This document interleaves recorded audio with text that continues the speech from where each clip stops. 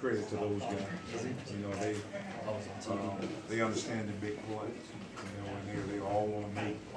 And you know, it's a lot to do with the scheme and what we ask them to do. We play the game with our front four. You know, we put pressure on them guys to come in and make plays for us, and they've accepted the challenge.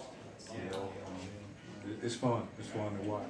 I know you talk about developing players. You know, those like Vic and those guys were here a couple of years, but these guys with Bryant and Farrell, you didn't get a chance to have them for 2 or 3 years before they went out there and had to perform. You know, can you talk about what's different about these guys that say they're ready to go out there and do their thing? Well, one thing I always laugh when I tell Austin and Cleveland both, you know, I said, well, once you can write down that we don't lie in recruiting. I told you last year when we were recruiting you that you were going to have an opportunity to play early, that we had 2 guys that probably was going to be National Football League guys, and you'll be in the mix in a hurry. Yeah, yes, sir. Yes, sir. It was recruiting talk, but tell them to write it down. What kind of development have you seen from those 2? Well, they've been in that weight room. You know, man, they look like different guys. Just the maturity of them, the way they talk now, the way they walk around, and both of them came in with great work ethic. You know, and Richard as well. You know, just coming in with great work ethic and seeing them, you know, grow. You know, and it's funny having a conversation with them now. And I was looking at Austin, a picture of me and him on the sideline in camp last year when he was being a recruit. And then I was looking at that picture, and then I saw him the other day, and I said, totally different guy. You know, it seems like he's matured just, you know, really fast. And that's always exciting to see. What do you think about Jurgen's development? I guess it's been sort of a longer-term deal for him because he had to adjust to playing, and is he ready to? Well, you know what? He had a good spring. You know, like I say, he played a lot of snaps last year at the end of the year, which was good for him. You know, he's kind of in a situation with Dye was. You have some numbers in front of you, and then you have some young. Dye was here, then Shaq Lawson rolled in and signed. Now you think it's my turn, and then you get this young kid who's coming in. Then you get a Tavares Barnes who really take off his senior year. And Corey Crawford has been a 3-year starter. Vic Beasley's coming on one of his best years ever. You know, it's kind of like, are you gonna push forward, or you're gonna level off? And I think he's headed up. I think he's definitely not leveling off. He's heading forward. There's been so much attention on the idea of Christian moving to end. How do Austin, Cleveland, and Richard take that? I mean, would they like to keep him inside and tackle? I think the first thing we're going to talk about, the first thing is what's best for Clemson. Then what's best for you, and then what's best for the coach. And I don't think Austin's not going to give up his job. You know, Cleveland's not going to give up his job. Richard's not going to give up their job.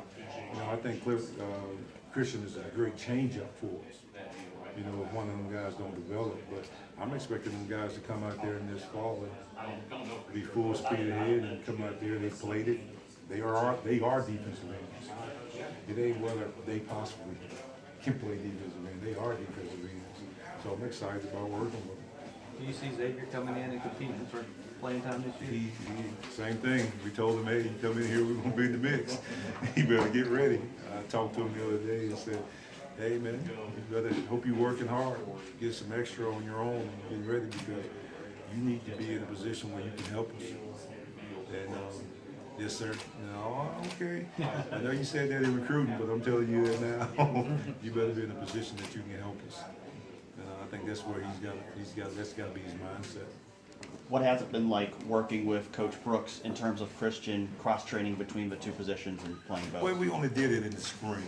You know, that's 15 days, you know, and I think if we did it more at the end of the spring, you know, we teach a lot of things. It's a joy for me to sit in the same meeting room with Dan Brooks. You know, been coaching as long as he has, and some of the great players he's had. You know, just on how to teach it. You know, I think Christian was a pleasant surprise for us. The reps he did get it in, but we're going to work together, because our one goal is that Clemson be successful. How do you think you can best utilize Christian between seeing playing time at both positions? Carlos Watkins coming back. Christian Wickers might be our next best defensive tackle. see. We'll see. How exciting is the possibility of, because Christian has that versatility, you might be able to get him and Carlos and Dexter Lawrence all on the field at the same time? Yeah, ooh, man, that sounds good. You know, Dexter has some growing to do as well. He's got some work to do. You got Pagano still out there too. You got a young Albert Huggins out there too. You know, it's gonna be interesting on how all that falls. You feel like playing at defensive end, getting some reps there, has made Christian a more complete player in terms of his understanding of the game? No, I think some of the things he did at defensive end, he looked like he's played out there before. You know, in his high school tape, you saw him at some defensive end off his high school tape. But some of the things he did, it was he was familiar with playing on the edge. It wasn't his first time lining up with his hand on outside of a tackle. You could tell that. What is it about him that gives him that ability to go outside and make that transition without much of a hitch? Well, spring is one thing and fall is another, right? I didn't see but maybe one of them like that, Reggie White, and he's passed now. But we'll see. We'll see when we get into fall and you get into the scheme of things. Is that the case? I hope it's the case. I hope it's the case because we want to put the best forward on the football field, no matter, regardless of position. And so I hope that works out perfect.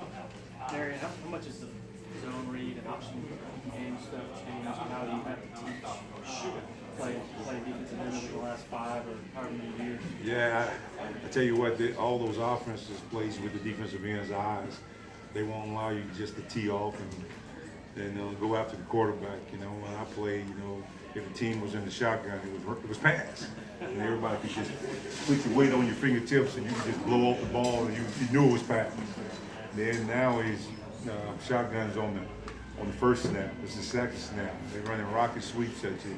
So I've had to adjust, you know, some teaching to get with the game. You know, say upgrade. So we definitely had to do some different things. We stand the ends up some. We put them in the ground. You know, we just giving them options on what they're comfortable in, and especially on the tough plays. You know, when we see it every day in practice, I think probably my toughest opponent is the one I go against every day in practice.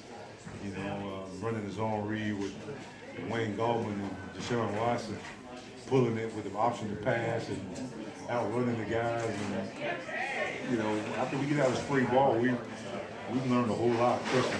You know, we have to make adjustments from there. But it's tough on them. When you don't have as much experience in